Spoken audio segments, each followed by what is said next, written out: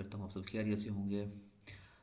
सबसे पहले आज की जो हमारी वीडियो है इम्पोर्टेंट वीडियो है और वीडियो थोड़ी लंबी हो जाएगी। आप लोगों ने इसको गौर से देखना है क्योंकि इसमें मैंने कंप्लीट प्रोसेस बताना है जो कि आज आपने जो आपको फॉर्म फिल करने हैं वो मैं बताऊंगा किस तरह से फिल करने हैं और यूनिवर्सिटी कैसे सिलेक्शन करनी है और क्या तरीकाकार है। ये सब के लिए जो है ना वो ऑन हो चुका है। 5 फरवरी से अब रिजल्ट्स आना शुरू हो गए हैं। जिसका पोर्टल आज 5 को नहीं ओपन हुआ तो वो इंशाल्लाह 6 को ओपन हो जाएगा। तो इसमें परेशानी वाली कोई बात नहीं है, ठीक है जी। तो इंशाल्लाह ताला मैं अब आप लोगों को इस डिटेल के साथ सारी चीज़ें बताऊंगा। आप लोगों ने ये वीडियोस एंड तक देखनी है, चीज़ों को लाजमी फॉलो अप किया करें। पहले वीडियोस को देखा करें फिर अपनी चीज़ों को कंप्लीट किया करें ताकि कोई भी आपकी चीज़ें मिस ना हो जाएं और कोई चीज़ आप गलती से जो है ना वो रह ना जाए, ठीक है। तो ये सारी चीज़ें हैं तो मैंने आप लोगों को बताऊंगा कि आप लोगों ने कौन कौन से डॉक्यूमेंट्स हैं आप फिलअप करवाने हैं और कैसे अपनी चीज़ों को फिलअप करना है और क्या क्या प्रोसेस है। ये सारी डिटेल के साथ मैंने वीडियोस बना दी हैं आज फिर आप लोगों के लिए। तो चैनल अच्छा लगे तो चैनल को सब्सक्राइब लाजमी किया करें ताकि आपको मज़ीद फ़ौरन अपडेट्स मिलती रहें, ठीक है जी। तो सबसे पहली चीज़ मैं पोर्टल्स पे आपको लेकर चलता हूँ। जिस तरह आप लोगों को बताया गया था कि आप लोगों को जो प्रोसेस होगा विनर्स वालों का उनका 2 फरवरी से 12 फरवरी तक पोर्टल ऑन रहेगा और जो रनर अप हैं उनका भी 5 फरवरी से 12 फरवरी तक ऑन रहेगा, ठीक है। अगर कोई इसमें अभी तक मिसिंग है तो जल्द से जल्दी पूरा कर लें अपनी चीज़ों को। डॉक्यूमेंट्स ट्रांसलेशन नहीं करवाए और अगर अपलोड नहीं की तो वो ज़्यादा से ज़्यादा लाजमी अपनी कंप्लीट करें। कोई मसला है कोई क्वेश्चन है तो मुझे कमेंट सेक्शन में पूछें। इस तरह जो रनर अप हैं फिर उनको भी आप ओपन हो जाएंगे, उनके भी स्टार्ट हो चुके हैं पोर्शंस, तो उनको भी आप लोग अप्लाई करें। जिन्होंने दोबारा अप्लाई किया था ओपन पोर्टल्स अपलेट ओपन हुआ था दोबारा और उसमें कुछ चीज़ें उनकी भी जो है वो स्टेजेस ओपन हो चुकी हैं और वो चल रही हैं प्रोसेस, तो वो अपना साथ साथ प्रोसेस करते रहें सारा कुछ, ठीक है जी।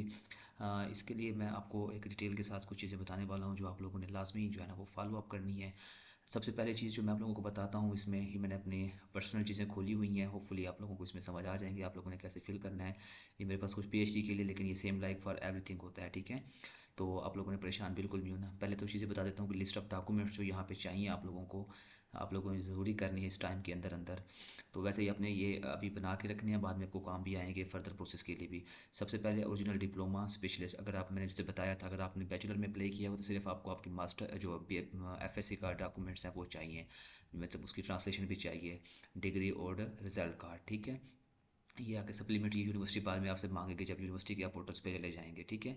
उसकी तो बस इस तरह उसकी फिर आप लोगों ने ट्रांसलेशन भी करवानी है, ठीक है। अगर आप मास्टर के हैं जैसे बता दिया, अगर आपने बैचलर के अप्लाई किया है तो फिर आपको एफएससी की चाहिए होंगी। अगर आपने मास्टर के लिए अप्लाई किया है तो फिर आपको सिर्फ बैचलर की ट्रांसलेशन करवानी है। और अगर आपने पीएचडी के लिए अप्लाई किया हो तो फिर आपको एमफिल के लिए एमफिल की ट्रांसलेशन करवानी होगी। अगर आपने पोस्ट डॉक के लिए अप्लाई किया हो तो फिर आपको अपनी पीएचडी की सिर्फ हमेशा आपने लास्ट डिग्री और डीएमसी अपना रिजल्ट कार्ड और डिग्री जो है ना वो करवानी होती है ट्रांसलेशन, और उसके अलावा पिछले वाले नहीं करवानी। तो ये चीज़ें होंगी। इस तरह copy of main page of passport, आपका पासपोर्ट की आपको कॉपी चाहिए, ठीक है। इसको जल्द से जल्द अप्लाई करें। जिसने नहीं किया हो तो अभी वो प्रोसेस कर सकता है अपने सीएनएसी के साथ, लेकिन बाद में आपको लाजमी चाहिए होगा। तो पासपोर्ट का जो फ्रंट पेज होता है जिस पे आपकी इमेज लगी होती है वो भी आपको चाहिए होगी और उसकी आपको ट्रांसलेशन भी उसकी मेन पेज की आपको चाहिए होंगी, ठीक है। तो ये भी करवाने हैं। ये वो नेसेसरी डॉक्यूमेंट्स हैं जो अपने को ट्रांसलेशन करवाने हैं और अपलोड भी करने हैं। और एक मेडिकल फॉर्म भी है वो भी आप लोग करवा सकती हैं। फिर इसके बाद ये एप्लीकेशन फ़ार्म है जो आप लोगों को फिल करें, दिखाता हूँ आप लोगों को कौन कौन से एप्लीकेशन फ़ार्म आपको डाउनलोड हुए हैं आपने फिल किए हैं। उसके बाद एप्लीकेशन फ़ार्म अबाउट लैंग्वेज, फिर लैंग्वेज का एप्लीकेशन फ़ार्म होगा कि आपने रशियन में पढ़नी है लैंग्वेज में आपने वो सिलेक्ट करके उनको भेजनी होती है। आपका फ़ोटो आपने लगाना है। लिस्ट ऑफ अकेडमिक पब्लिकेशन है ये जो पीएचडी और मास्टर वाला के लिए हैं उनके पास है। कैंडिडेट डिटेल्स जो है ना वो सारी आपने अपनी बतानी है। वो उसका इसका फॉर्म है, ये दिखाता हूँ कौन सा फॉर्म है। अगर इनमें से कोई फॉर्म अभी मिस है तो परेशान नहीं होना, आप लोगों को यूनिवर्सिटी खुद ही आपको दे देगी। लास्ट में एक इंपॉर्टेंट है the direction of the ministry of education वाला, ये शायद अभी आप लोगों को नहीं मिला होगा तो परेशान वाला बिल्कुल नहीं। अभी आपको एक और 2 लेटर मिलने हैं, मेरे लेटर दिखाऊंगा वैसे ये वाला आपको मिनिस्ट्री वाला, परेशान वाली कोई बात नहीं है। ये भी लेट से मिलेगा आपको जब आपकी यूनिवर्सिटी में इनरोलमेंट हो जाती है उसके बाद आपको ये दिया जाता है।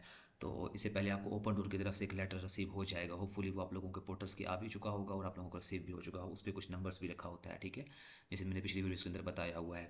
तो वो आपको चाहिए होता है यहाँ एप्लीकेशन फिलअप करने के लिए, ठीक है। तो ये चीज़ें सारी जो मैंने आपको बताई हैं ये वो डॉक्यूमेंट्स हैं जो आप लोगों को ज़रूरी हैं और आप लोगों को जल्द से जल्द इनकी ट्रांसलेशन और नोटराइजेशन लाजमी करवानी होती हैं, ठीक है। तो अब जो मेन चीज़ है यहाँ से मैं लेके चलता हूँ आपको। पहले आपके पास ये एक इस तरह का एप्लीकेशन फॉर्म होगा जो आपको मिला होगा। ये सब्जेक्ट्स के लिए होता है, ये यूनिवर्सिटी आपको भी दे देगी और पहले भी आपको मिलेगा। ये भी लॉन्ग टाइम के लिए चलेगा। ये फॉर पीएचडी के लिए, ठीक है। हो सकता है बैचलर वालों के लिए या एमफिल वालों के लिए ना हो। तो उसमें आपने क्या करना होता है, सिर्फ ये चीज़ें सिलेक्ट करनी होती हैं और ये रशियन और इंग्लिश में होगा तो आपने सिर्फ अलाउड टू स्टडी इंग्लिश में करें तो इंग्लिश को आपने अंडरलाइन कर लें जैसे उसने कहा हुआ है आगे। बाकी डेट लिख के जो है ना वो ईयर्स और अपने सिग्नेचर इलेक्ट्रॉनिक ऐड करने होते हैं। एक फॉर्म होता है ये वाला, ठीक है, जो आपने फिल करना होगा।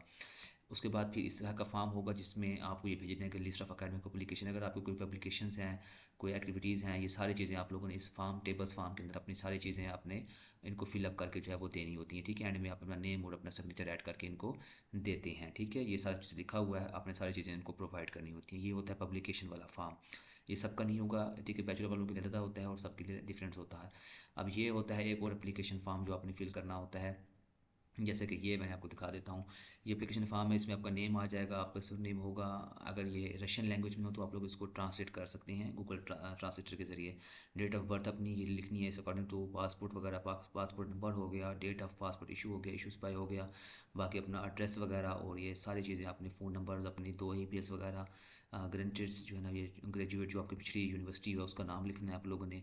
ग्रेजुएट डेट जो है ना वो आपकी ट्रांसक्रिप्ट और डीएमसी पे लिखा होता है, जिसमें वो अपनी डेट लिखनी है। यहाँ पे एजुकेशनल प्रोग्राम्स आपने लास्ट किया होता है, मास्टर होता है, और ये आपके प्रीवियस डाटा यहाँ पे आपने सारी चीज़ें लिखनी है, अपनी लास्ट डिग्री के जो बारे में लिखा होता है, ठीक है।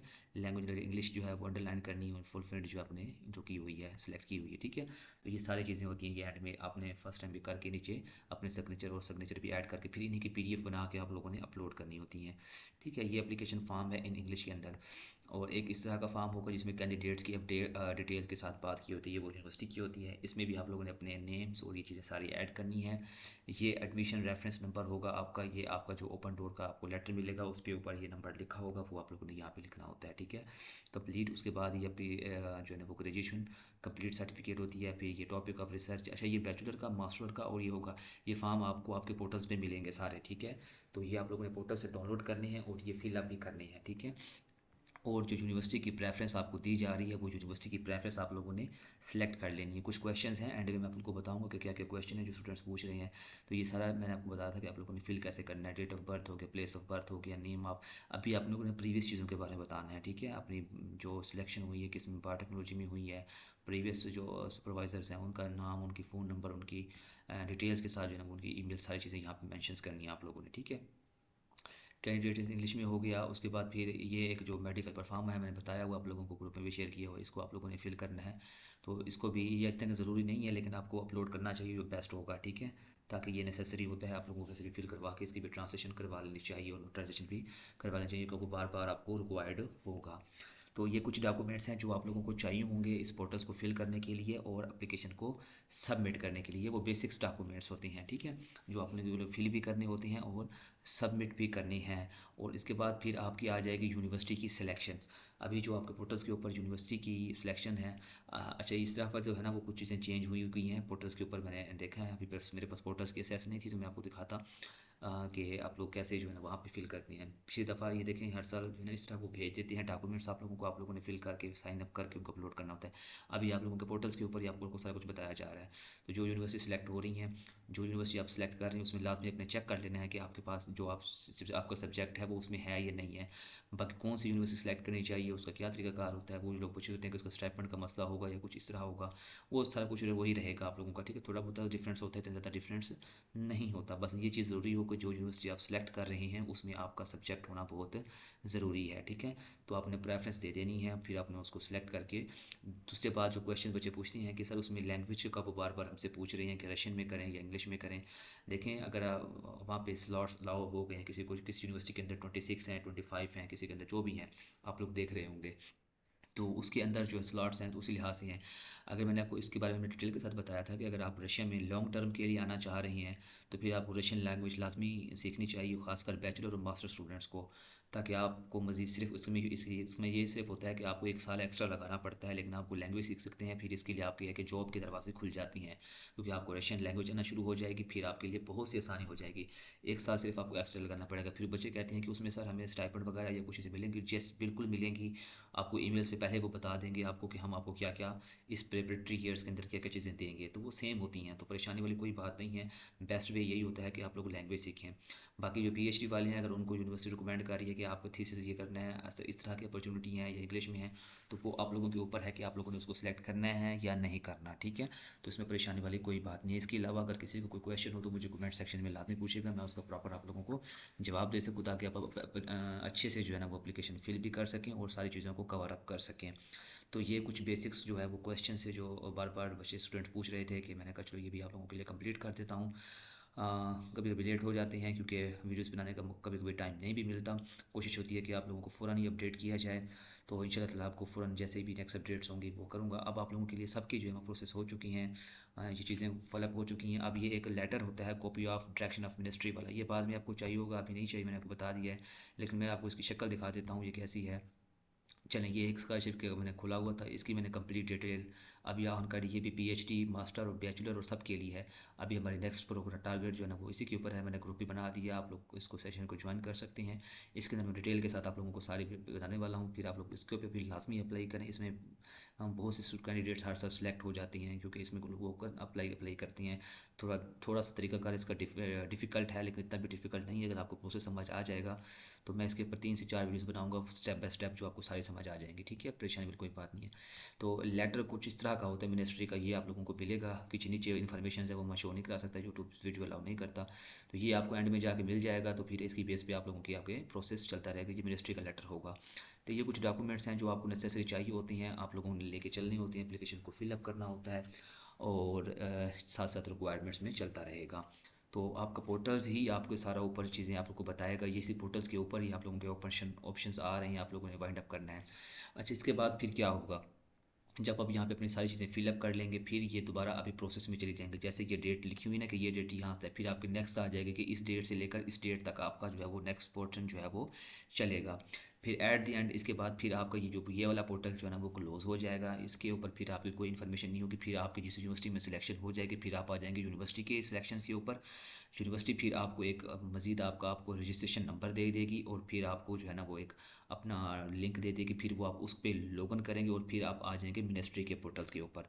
फिर आपका पूरा प्रोसेस जो है वो मिनिस्ट्री के पोर्टल्स के ऊपर चलेगा। तो जिन लोगों ने दोबारा अप्लाई किया था वो परेशान थे कि हमारे साथ कोई फेक काम तो नहीं हो रहा है या कोई प्रोसेस। मैंने आप लोगों को बताया था कि ये जब तक आपको कोई भी आपके साथ कोई फेक काम नहीं कर सकता, क्योंकि आपके पास जब तक ये लेटर नहीं मिलेगा, और जब तक आप ये मिनिस्ट्री का लेटर होता है, और जब आप मिनिस्ट्री के पोर्टल्स पे आ जाएंगे, फिर आपको किसी तरह की भी कोई परेशानी नहीं रहेगी। तो बिल्कुल भी घबराना नहीं है, जो प्रोसेस हो रहा है उसको आप कैरी ऑन करते जाएं, इंशाल्लाह आप लोगों को फ़ायदा ही होगा, इसमें कोई परेशानी वाली बात नहीं रहती। फिर आपको ये डेस्क बता देगा कि किसके बाद आपका क्या प्रोसेस है। ये प्रोसेस अभी आप लोगों का सितंबर से अक्टूबर तक चलेगा, आप लोगों का स्टेप बाय स्टेप चलता रहेगा। अब फिर आपको वीज़ा अलाउ होगा, वो मैं अगली वीडियो से मैं बता देता हूँ आप लोगों को मिनिस्ट्री का पोर्टल कैसा होता है, उसमें आप लोगों ने कैसे कैसे चीज़ों को फाइंड अप करने हैं, और यूनिवर्सिटी कब आपको रिकमेंड करती है, फिर वो क्या प्रोसेस होता है, वो सारा डिटेल के साथ मैं आपको नेक्स्ट वीडियो के अंदर बताऊँगा। उसमें मैं आपको मिनिस्ट्री का पोर्टल्स भी दिखाऊँगा जो ऑफिशियल आप लोगों को मिलता है। हम पर्सनल होता है, लेकिन मैं उसमें स्क्रीनशॉट लेके आप लोगों के साथ उसको डिस्कस कर लूँगा कि वो ओपन हो जाता है, तो ठीक है, ताकि आप लोगों को समझ आ सके कि वहाँ पे आपके 5 स्टेप्स होंगे, 5 स्टेप के अंदर आप वन बाय वन स्टेप चलेंगे जो भी। इसके बाद ये होगा कि आप यूनिवर्सिटी में सिलेक्शन हो जाएगी, फिर यूनिवर्सिटी जो है ना आपको आपसे डॉक्यूमेंट्स फिर मांगेगी, फिर आपने उनको दोबारा डॉक्यूमेंट्स देने हैं। बाद स्टूडेंट्स पूछ रहे थे कि सर ट्रांसलेशन, मैंने पहले बताई हुई है कि ट्रांसलेशन अगर आप पाकिस्तान या किसी भी अपनी कंट्री में हैं कोशिश करें वहाँ से करवाएं, फिर आप यहाँ पे आएंगे तो यहाँ पे भी आपको करवाने पड़ते हैं, लेकिन आपको कुछ डॉक्यूमेंट्स करवाने पड़ते हैं। लेकिन यहाँ से अगर करवाती हैं तो एक्सपेंसिव है, इस वजह से आपको रिकमेंड करता हूँ कि आप लोग वहाँ से करवा लें। फिर वो यूनिवर्सिटी रिकमेंड करेगी कि ये ट्रांसलेशन अच्छी है या नहीं। कुछ लोग खुद अपने जो है ना वो ट्रांसलेट कर रहे हैं और पूछते हैं कि सर ये एक्सेप्टेबल है कि नहीं। मैं उसके बारे में कुछ नहीं कहूँगा, क्योंकि वो यूनिवर्सिटी के ऊपर डिपेंड करेगा कि वो उसको एक्सेप्ट करती है या नहीं। अगर कोई यूनिवर्सिटी आपको कहती है कि आप रशिया से ही हमें करवा के दें, फिर आप मुझे बता दीजिएगा, मैं उसमें आपकी हेल्प कर दूँगा, क्योंकि मैं रशिया में हूँ, तो मैं आप लोगों की हेल्प कर सकता हूँ उसमें। आप लोग मुझे मैं PDF में डॉक्यूमेंट्स भेजती हैं, तो फिर हम आपको PDF में ही आपको वापस डॉक्यूमेंट्स मिल जाएंगे, ठीक है। उसका प्रिंट लेके उसकी नोटराइजेशन आप लोग करवा सकते हैं। यहाँ से ट्रांसलेशन भी हो जाती है और नोटराइजेशन भी हो जाती है, लेकिन ये अथेंटिक होती है।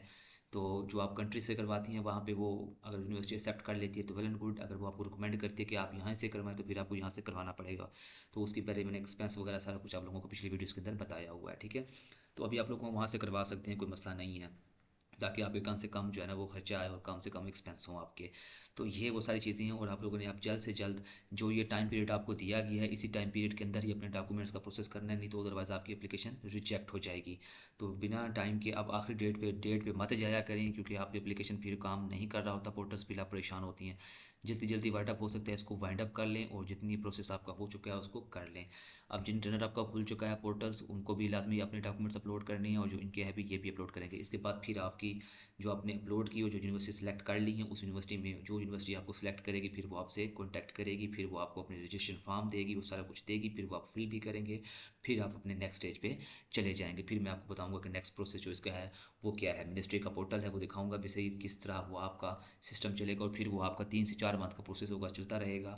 उसके बाद फिर आपको जो है जाके एंड में वीज़ा अलाउड होता है, और फिर आप वीज़ा अप्लाई करते हैं, और फिर आप लोग जो है ना वो उस कंट्री के अंदर वेलकम हो जाते हैं। तो ये सारी डिटेल्स के साथ मैंने आपको वीडियो बताई है, जो आपने ये चीज़ें प्रोसेस करनी है बिना वेस्ट टाइम किए हुए, कि आप लोगों ने बिल्कुल भी टाइम आप वेस्ट नहीं करना, इसी टाइम के अंदर अपने डॉक्यूमेंट्स अपलोड करें। और इसके अलावा अगर आपको कोई क्वेश्चन है, कोई भी समझ नहीं आ रही, कोई डॉक्यूमेंट्स का मसला है किसी भी तरह की है, तो मुझे इस कमेंट सेक्शन में लाजमी पूछें, ताकि मैं आपको मज़ीद डिटेल के साथ इसकी जो भी चीज़ है, आपका कॉन्सेप्ट है, इसी टाइम पीरियड के अंदर बता सकूँ। ठीक है, दुआ में याद रखिएगा। इंशाल्लाह ताला जो भी अपडेट्स होगी मैं आप लोगों को साथ साथ देता रहूँगा। वीडियो को लाइक सब्सक्राइब शेयर लाजमी किया करें, ताकि आपको मज़ीद इस तरह की फ़ौरन अपडेट्स जो है ना वो मिलती रहें। और नेक्स्ट स्कॉलरशिप्स के बारे में जैसे मैंने बता दी है अभी, कि KNB स्कॉलरशिप्स के बारे में हम लगाने जा रहे हैं। इसके ऊपर हमारा टारगेट है, तुर्की का साल चल रहा है। व्हाट्सअप जो है ना वो कम्युनिटी का लिंक और चैनल का लिंक मैं इस डिस्क्रिप्शन कमेंट सेक्शन में ऐड कर दूँगा। आप लोग हमारे चैनल अगर न्यू हैं तो उसको ज्वाइन करके आ सकती हैं। इस तरह हमारा फेसबुक पेज है उसको भी ज्वाइन करें, और बाकी चीज़ों को ज्वाइन करें, ताकि जहाँ पे मैं स्कॉलरशिप्स की अपडेट करता रहता हूँ आपको फ़ौरन मिलती रहें। ठीक है जी, दुआ में याद रखिएगा। मिलते हैं अगली वीडियो में। अल्लाह हाफिज़।